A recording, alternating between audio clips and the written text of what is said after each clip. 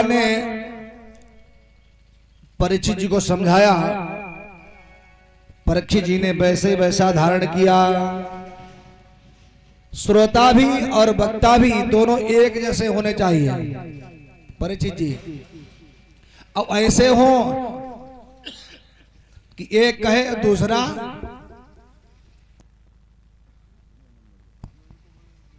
दूसरा समझे ना। श्रोता वक्ता ज्ञान निधि राम कथा के गूढ़। तो परीक्षित जी को समझाया सुखदेव भगवान ने। अब सुखदेव भगवान स्थूल रूप भगवान का जो है वर्णन करते हैं। भगवान के ही सब कुछ अंदर समाया है।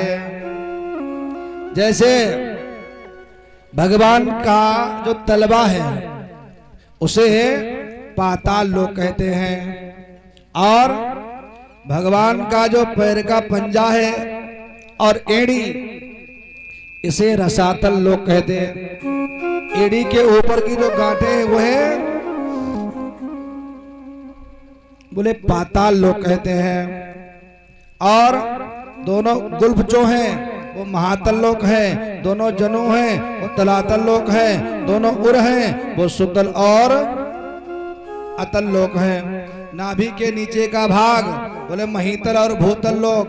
नाभि के ऊपर का भाग बोले आकाश, वृक्ष, स्वर्ग लोक, ग्रीवा, महिर्ष लोक, मुख, जनलोक, ललाट, तपलोक, मस्तक, सत्यलोक, भुजाएं, इंद्रादिक देवता, कान बोले दिशाएं, सप्त्र श्रोतेंद्रियां हैं, नासिका पुट अश्विनी कुमार है, गंध जो है वो घ्राणेन्द्रियां हैं, मुख भगवान का बोले अग्नि है, नेत्र लोक भगवान का अंतरिक्ष है, आंख भगवान की बोले सूर्य है, दोनों पलक भगवान के दिन और रात्रि है। मोह का विस्तार करने वाली ब्रह्मादि की जो माया है वो स्त्री पुत्र आदि है। स्नेह करने वाली जो हंसी है वो भगवान के दांत हैं, और मोहित करने वाली माया है। दोनों नेत्र भगवान के अपार कटाक्ष संसार है। ऊपर का ओंठ भगवान का लज्जा है, और अधल पल्लव जो है वो भगवान के लोभ हैं। स्तन भगवान के बोले धर्म है, पीठ भगवान की बोले अधर्म है। इस प्रकार से भगवान के ही अंदर सब कुछ समाया है। दो प्रकार के सुखों का वर्णन, एक लौकिक और एक अलौकिक सुख का वर्णन करते हुए ये कथा सुखदेव भगवान राजसी परीक्षित जी को श्रवण करा रहे हैं। परीक्षित जी ने कहा प्रभु मैंने सुना है भगवान के अनन्य अवतार हैं। सुखदेव भगवान कहते हैं भगवान के अनन्य अवतार हैं। किस प्रकार से हैं सुखदेव भगवान वर्णन करते हैं। राजन भगवान का पहला अवतार बोले सनक नंदन, सनातन और सनत कुमार के रूप में हुआ। दूसरा अवतार बोले रुचि नाम के प्रजापति के यहाँ आकृति नाम की पत्नी के उदर से सुयज्ञ नाम से भगवान उत्पन्न हुए। ये भगवान का दूसरा अवतार है। तीसरा अवतार कहते हैं करदम ऋषि के यहाँ। करदम ऋषि के यहाँ देवहूति के उदर से 9 महीनों के बाद में कपिल भगवान के रूप में भगवान ने अवतार लिया। चौथा अवतार नारद बाबा कहते हैं अनंत भगवान सकल यज्ञ में 12 का शरीर धारण करके आए और हिरण्याक्ष का उद्धार किया। पांचवा अवतार कहते हैं अत्रि ऋषि के यहाँ भगवान दत्तात्रेय बन करके आए। छठा अवतार कहते हैं धर्म की पत्नी मूर्ति से नर और नारायण की उत्पत्ति हुई। सातवां अवतार कहते हैं ब्राह्मण के द्वारा शापित बहन के शरीर से पृथु नाम से भगवान का अवतार हुआ। आठवां अवतार कहते हैं राजा नाभि की पत्नी मेरु देवी के उदर से ऋषभ देव भगवान के रूप में अवतार हुआ। नौवां अवतार कहते हैं यज्ञ में जो हवि का प्रसाद लेकर के आए अग्नि के रूप में भगवान का अवतार हुआ। दसम अवतार कहते हैं भगवान ने मत्स्य अवतार लिया। 11वां अवतार समुद्र मंथन के समय भगवान ने कच्छप रूप में लिया। 12वां अवतार कहते हैं भगवान ने नर सिंह का लिया और हिरण्यकश्यपु का उद्धार किया। 13वां अवतार कहते हैं भगवान ने ग्रह का उद्धार किया। गज ने बुलाया तो भगवान ने हरि के रूप में अवतार लिया। 16वां अवतार कहते हैं कि समुद्र मंथन के समय भगवान ने आकर के अवतार लिया धनवंतरी के रूप में। और 17वां अवतार कहते हैं सूर्य वंश में राम जी के रूप में आए। 18वां अवतार सत्यवती के उदर से वेद व्यास के रूप में भगवान ने अवतार लिया। और 19वां अवतार कहते हैं नारद जी भगवान ने बलराम के रूप में लिया। 20वां अवतार भगवान का कृष्ण के रूप में हुआ। 21वां अवतार बुद्ध के रूप में हुआ। 22वां अवतार मोहिनी के रूप में हुआ। 23वां अवतार हंस के रूप में हुआ। और अभी 24वां अवतार बाकी है, वो भी होगा इस कलिकाल में। भगवान के सुंदर अवतारों का वर्णन करते हुए पुराणों के लक्षणों के वर्णन किया। सर्ग विसर्ग स्थान पोषण उति मनमंत्र अनुकथा निरोध मुक्ति और आश्रय, इन सब का वर्णन करते हुए युगों का वर्णन किया। और इन युगों की जो गति है उसका वर्णन किया, जो समय है उसका वर्णन किया।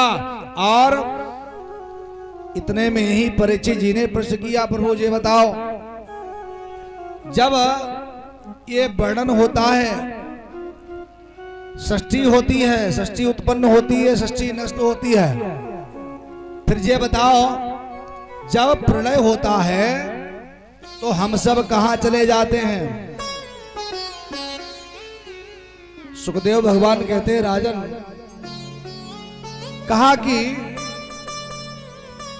जब उस परमात्मा को ये मन में भाव आता है कि हम एक से अनेक हो जाएं, एको हम बहुश्यामा, तो वह सृष्टि का विस्तार करता है। और जब उसके मन में भाव आता है कि एको हम द्वितीय नास्ति, तो प्रलय होता है। तो प्रलय में क्या होता है? वह परमात्मा अपने उदर में सारे संसार को लेकर के और क्षीर सागर में लेट जाता है।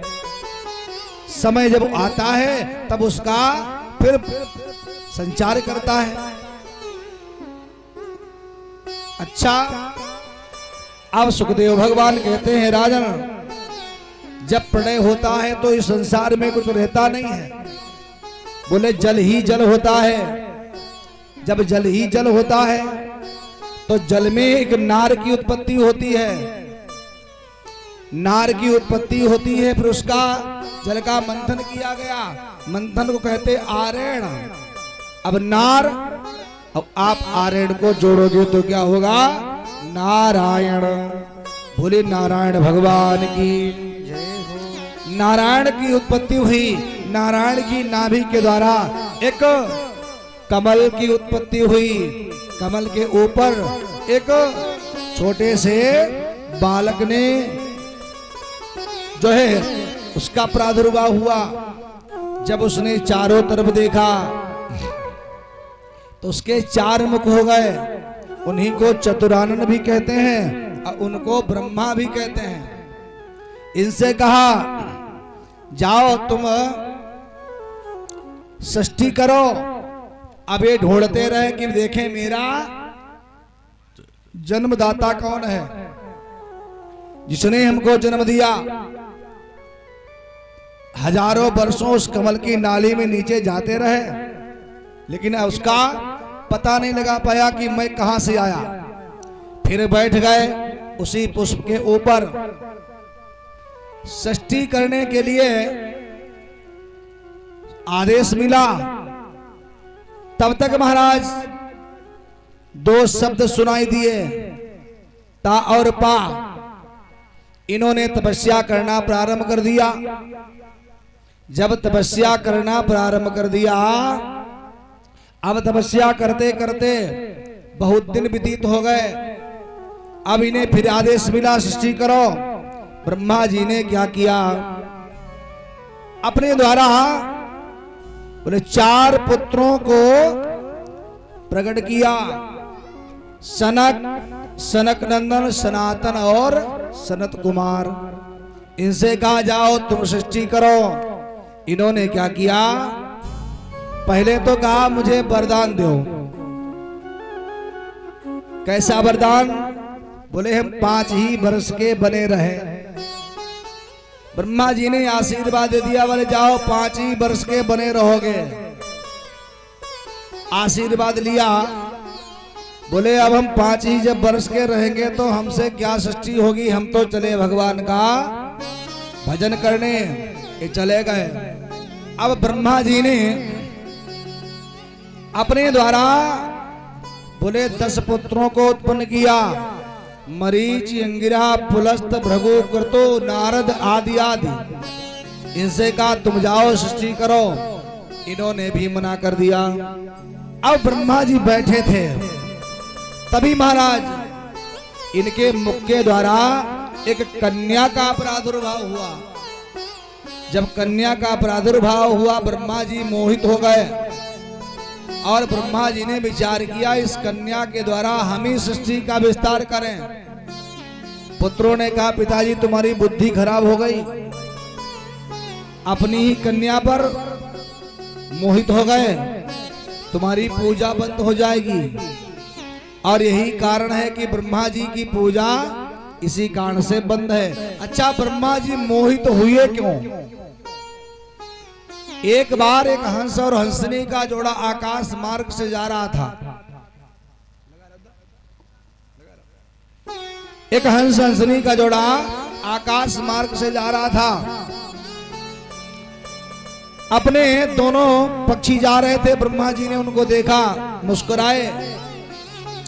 हंस हंसिनी ने श्राप दे दिया कि हम तो पक्षी ठहरे, मूढ़मती वाले, और तुम 4 मती वाले हो।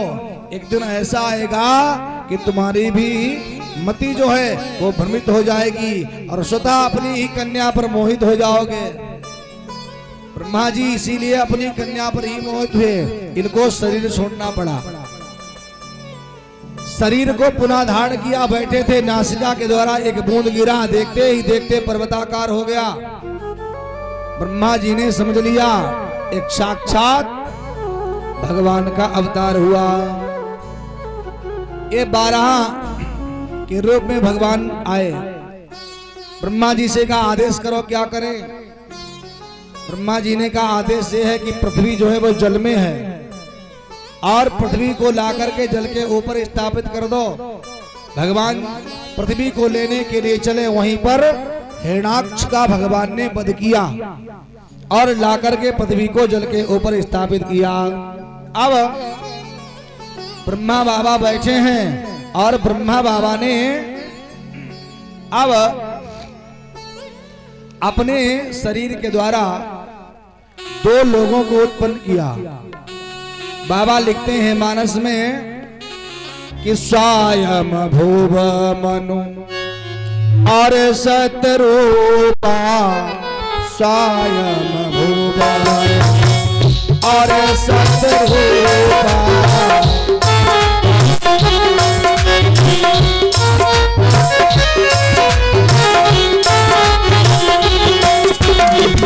स्वयं भुव मनु और सतरूपा,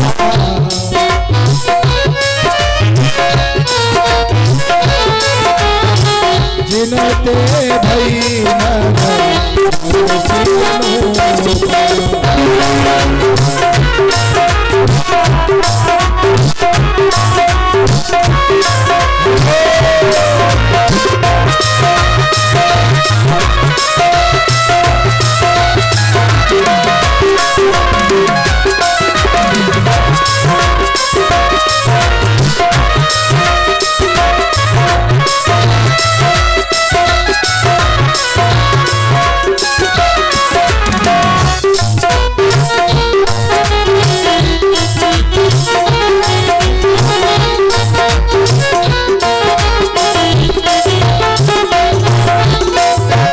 स्वयं भुव मनु और सतरूपा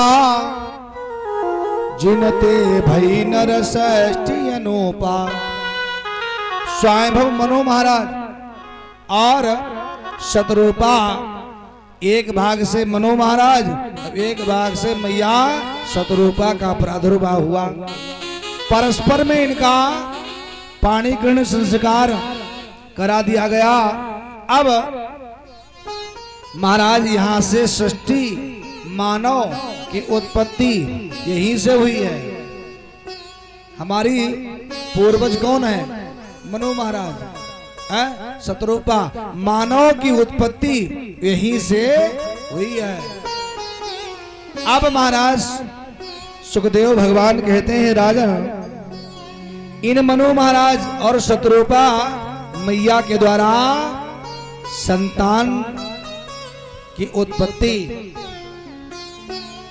महाराज मनु और शतरूपा के द्वारा 3 कन्याओं का वर्णन हुआ।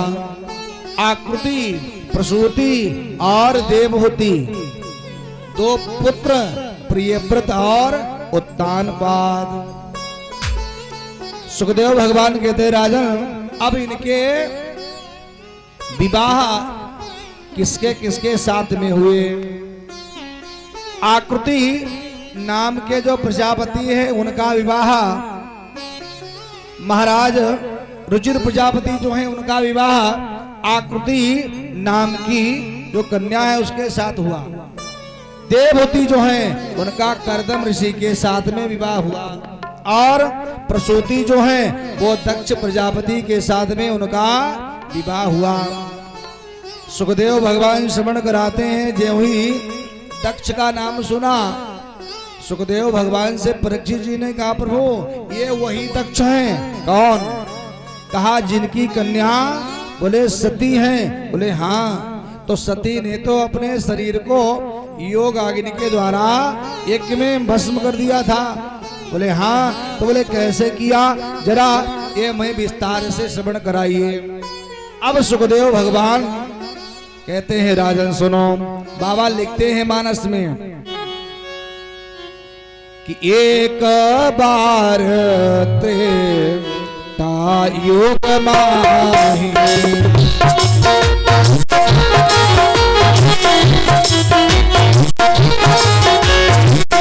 एक बार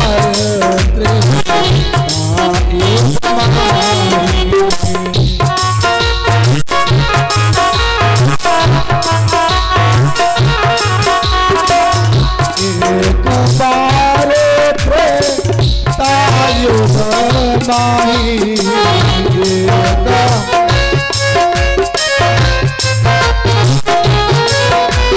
त्रेता युग माही, शंभु गए बजर सिपाही,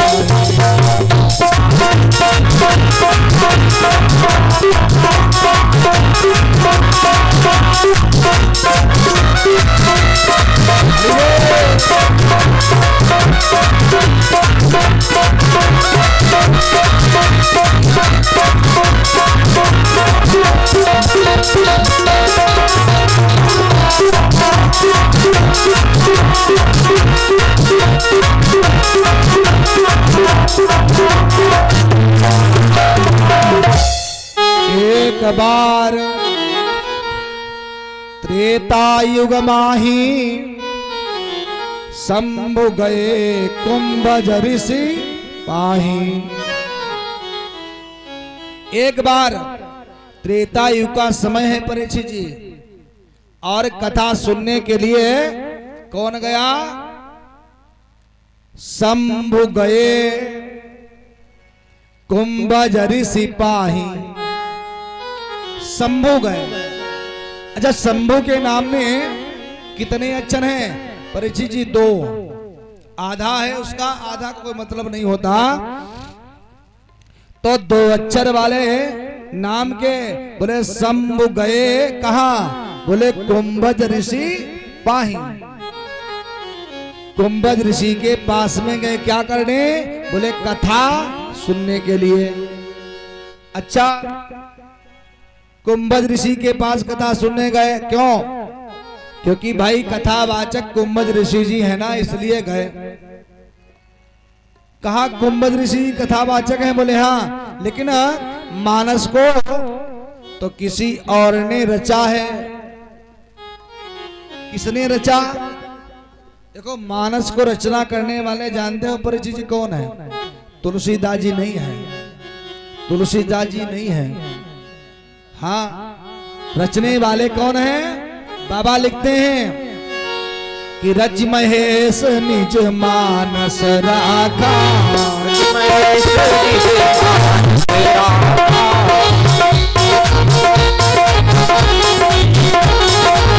रच महेश निज मानस राखा, रच महेश निज मानस राखा, महेश निज मानस राखा, पाई सो समझ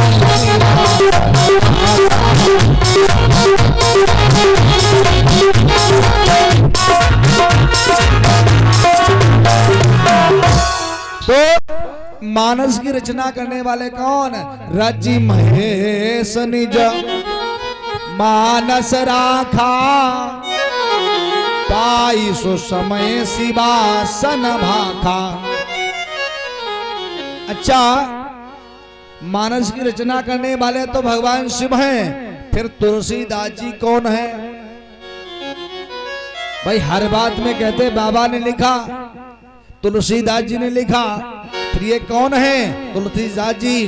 जब तुलसीदास जी से पूछा गया कि आप कौन हैं, तो तुलसीदास जी ने उत्तर दिया, और रामचरितमानस में ही उत्तर दिया।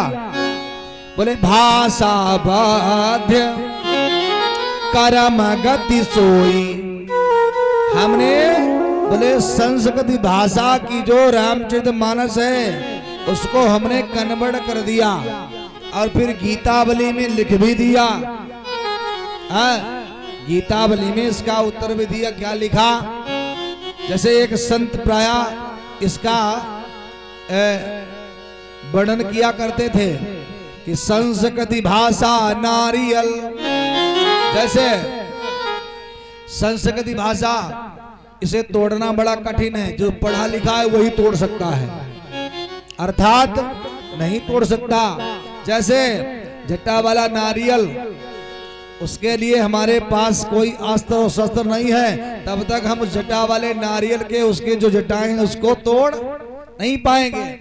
संस्कृति भाषा नारियल तोड़तमा कठिनाय, और गरीब हो तुलसी धरी जो पावई सो खाए।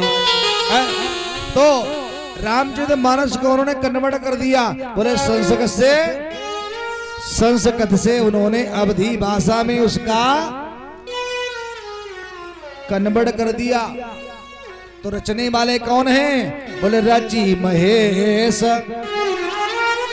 निज मानस राखा। तो भगवान शिव भी खुद कथावाचक हैं, लेकिन कथा सुनने गए। और देखो परीक्षित जी, कथा में कभी अकेले नहीं जाना चाहिए। हाँ, कथा में जोड़ा हो। अब कोई ये कहे भैया हमारा तो शादी नहीं हुई, हम कैसे जाएं बिना जोड़ा के? तो कोई बात नहीं भाई, अपने पड़ोसी को साथ ले जाओ। लेकिन इस जोड़ा, यहाँ कथा सुनने जोड़ा गया है। हमारे परिचित जी बहुत बढ़िया हैं, परिचित अपने जोड़ा के साथ ही भी आते हैं कथा सुनने हैं। अब आना भी पड़ेगा, क्योंकि भाई परिचित है तो आना ही पड़ेगा, वैसे चाहे न जाए। तो कथा सुनने भगवान शिव भी जोड़ा से गए। बाबा लिखे संग सती। और देखो, अब ये कहोगे कथा हम जोड़ा सुनने जाए, इसका लाभ क्या है? कथा सुनने से लाभ है। अच्छा, कोई कहे हम नहीं सुनेंगे तो नुकसान है। हुआ है किसी का, हुआ है किसका? अब ये मानस बता रही है, नुकसान भी हुआ है और मिला भी है। संग सती अब इनकी देखना कि पदवी बढ़ती जा रही है। संग सती जग जननी, जग जननी का मतलब होता है जगत की माता। अब बताओ जगत की माता यदि किसी को कहा जाए तो ये पदवी कम है। जैसे गांधी जी को राष्ट्रपिता कहा जाता है, बोलो क्या वो राष्ट्रपिता हैं? नहीं, उपमा दे दी गई। अब सती जी को बना दिया बाबा ने कौन? जग जननी, जगत की माता जा रही कहा? बोले कथा सुनने भवानी है। जब साथ में चली है कथा सुनने से, अब देखो जगत की माता हो गई, भवानी हो गई। ये सुनने का फल है। आप जब कथा सुनेंगे, अपने जीवन में उतारेंगे तो लाभ जरूर मिलेगा, और थोड़ा बहुत नहीं। भव सागर चह पार जो पावा, राम कथा ताका दृढ़ नावा। भव सिंधु से पार हो जाओगे। कथा सुनने के लिए संग सती जग जननी भवानी चलिए महाराज भगवान जी के साथ। अब पहुंच गई कहां? कुंभज ऋषि के पास। कुंभज ऋषि ने जैसे देखा तो पूजे ऋषि अखिलेश्वर जानी, चरणों में सर नवाया, आसन दिया और बिठाया। और जैसे ही ये देखा सती जी ने कि हम लोग तो कथा सुनने आए, अब कथावाचक अपनी गद्दी छोड़ के हमारे पैर धोने लगा, इसका मतलब जो है कथावाचक को जानता नहीं है। यदि जानता होता तो अपनी कथा कहता, हमारा चरण बंधन नहीं करता। सती जी को ये शंका हो गई। जब शंका हो गई, भगवान शंभु ने कुंभज ऋषि से कहा, बोले तुम हमें कथा सुनाओ। कुंभज ऋषि जी ने कथा सुनाना शुरू कर दिया। एक विचार करिए, कुंभ माने होता क्या है? कुंभ माने घड़ा होता है। अब देखो भगवान शंकर हैं समुद्र, और एक घड़ा जा रहा है। घड़ा को जाना चाहिए समुद्र के पास, लेकिन घड़ा नहीं जा रहा है, समुद्र चल के आ रहा है। किसके पास? घड़े के पास। विचार करिए, प्यासा कुएं के पास जाता है या कुआं प्यासे के पास जाता है? प्यासे को जाना पड़ता है कुएं के पास, लेकिन यहां विपरीत हो रहा है। यहां कुआं जा रहा है, समुद्र जा रहा है कहां? बोले घड़े के पास। किसी ने कहा ऐसा उल्टा कैसे हो गया? बोले तुम्हें नहीं पता, कुंभ माने तो घड़ा ही होता है, लेकिन भज माने अगस्त। बोले वो एक कुंभज ऋषि हैं। बोले ये इतने महान हैं, इन्होंने समुद्र को एक ही बार में पी लिया था। तो बोलो समुद्र बड़ा है कि कुंभज बड़े हैं? तो बोले कुंभज ऋषि के पास होंगे। बोले कथा सुनाओ। कुंभज ऋषि जी कथा सुनाने लगे कि राम कथा मोनी बरज बखान,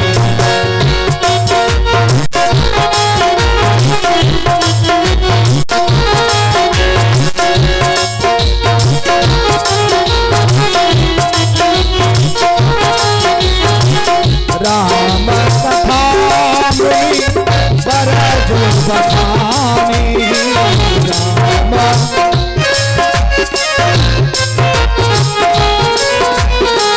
सुनी मरे सुख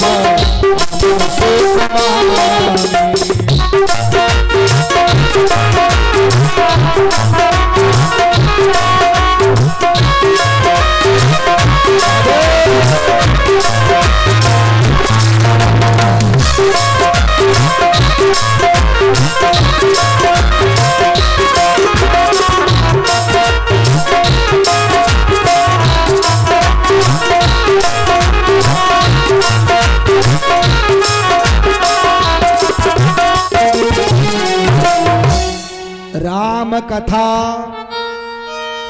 मुनि बरज बखानी। और परीक्षित जी गए थे कथा सुनने शंभु। अब अंतर देखना कथा से मिला क्या। जब कथा सुनने शंभु गए और शंकर भगवान से कहा, शंकर भगवान ने कुंभल ऋषि से कहा कथा सुनाओ। जब उन्होंने कथा को सुनाया और कथा जब उन्होंने सुनी तो फिर देखो बाबा क्या लिख रहे हैं। ये नहीं लिखा कि शंभु ने कथा सुनी, फिर बोले सुनी महेश। और महेश में कितने अक्षर हैं? 3।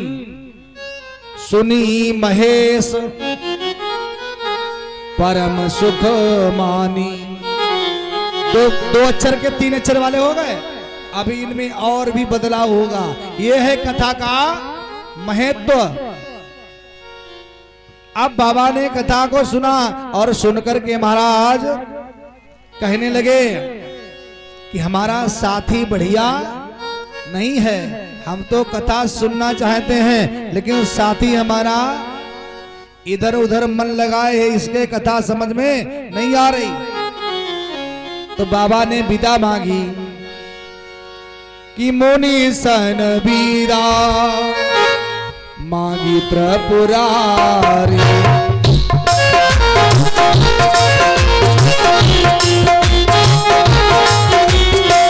मुनि सन बीरा मांगी त्रिपुरारी। मुनि सन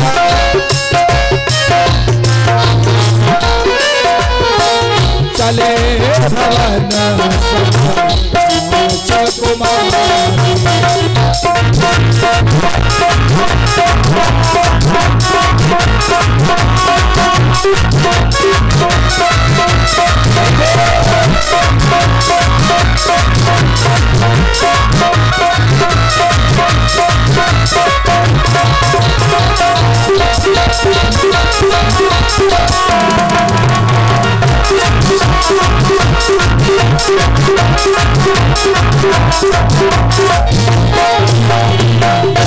बोले मुनि सन विदा मांगी। परीक्षित जी गए थे शंभु, कथा सुनी किसने? महेश ने। और जब वापस आ रहे तो देखो कौन हो गए। गए थे शंभु, कथा सुनी महेश ने और लौटे तो त्रिपुरारी। त्रिपुरारी में कितने अक्षर? 4। यह है कथा का सुनने का परिणाम। अच्छा, जो गई थी भवानी, जो गई थी जगत की माता, जरा उनको भी देख लो। जे इधर से लेके गई थी वो उधर से लेके आए हैं। जे इधर से लेके गई थी डिग्री, तो जब लौट रही हैं तो जरा इनको देख लो। इनकी डिग्री क्या है? मुनि सन विदा मांगी त्रिपुरारी। चले भवन संग दक्ष कुमारी। खाली दक्ष कुमारी रह गई। बोलो, गई थी जगत की माता, गई थी नहीं, गई थी जगत की माता भवानी और लौटी है तो दक्ष कुमारी। जगत की माता खत्म, भवानी खत्म, रह गई सिर्फ दक्ष कुमारी। अच्छा, एक बात और विचार करना कि जब बिटिया ससुराल में होती है तो उसके पति से उसके नाम के द्वारा उसको बुलाया जाता कि उनकी बहू है ना। अच्छा, बच्चे हो तो बच्चे का नाम लेके और कहा जाता है कि उसके बालक की माँ। अब यदि बिटिया यदि मायके में है तो बुलाई जाती है पिता के नाम से। लेकिन यहाँ सती जी मायके में नहीं हैं कहाँ? बोले हैं ससुराल में। तो फिर क्यों कह दिया दक्ष कुमारी? बाबा कहते हैं दक्ष माने सती जी के पिता ही नहीं, फिर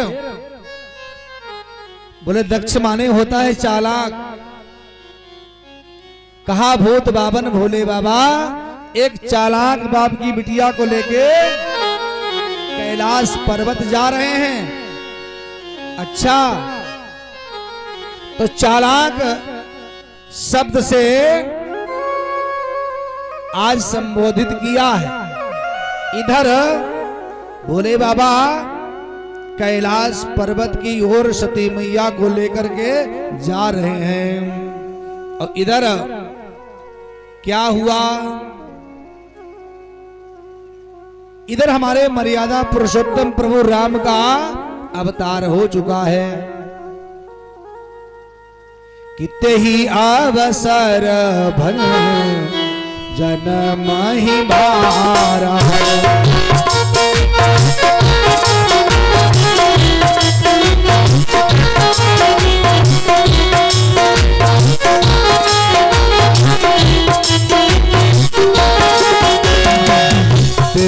अवसर जन्म ही भारा अवसर जन्म ही भारा हरि रघुवंश अवतार हरि रघुवंश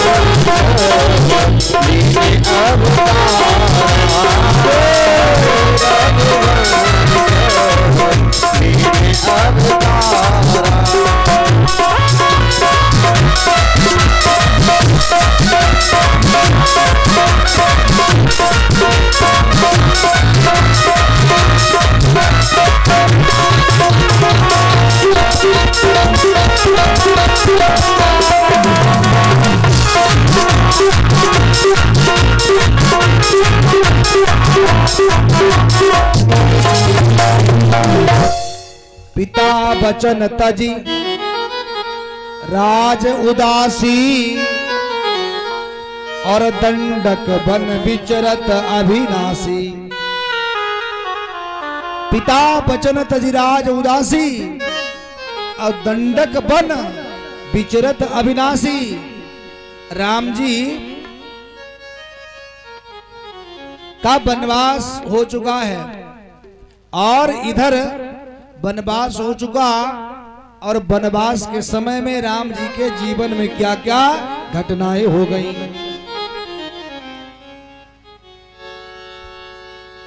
पिताजी का मरण हो गया, गंगा जी के पार आ गए और सीता जी का हरण हो गया। सीता जी का हरण की वेदनाओं को न सहन कर पाए राम जी और जंगल में सीता जी को ढूंढ रहे हैं। कैसे ढूंढ रहे हैं बाबा लिखते हैं कि हे खगमृग हे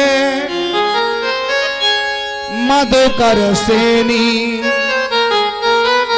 तुम देखी सीता मृग नयनी।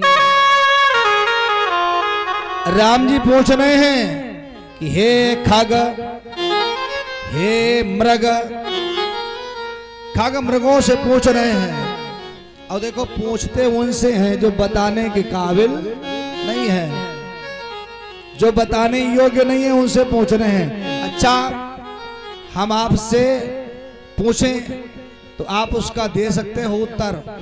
अब किसी जानवर से पूछें भैया ये बताओ एक व्यक्ति इधर से गया तो क्या कहेगा। किसी कुत्ते से पूछे तुम बताओ भैया कुत्ता महाराज को इधर से आदमी गया तो क्या बताएगा। अरे भाई पूछो उससे जो बताने के लायक हो। राम जी किससे पूछ रहे हैं? हे खगमृग हे मधुकर सेनी तुम देखी सीता मृग नयनी। और देखो सीता पूछी कौन सी है, ये नहीं पूछा कि दशरथ की बहू सीता, ये नहीं पूछा लक्ष्मण की भाभी सीता, ये नहीं पूछा हमारी धर्मपत्नी सीता, फिर कौन सी सीता? तुम देखी सीता मृग नयनी, जिसके नयन बोले मृगी के समान हो, ऐसी सीता को देखा हो तो बताओ। आज राम जी रो रहे हैं, आंखों से अश्रु बहा रहे हैं। क्या? सिया की याद आती है, सिया की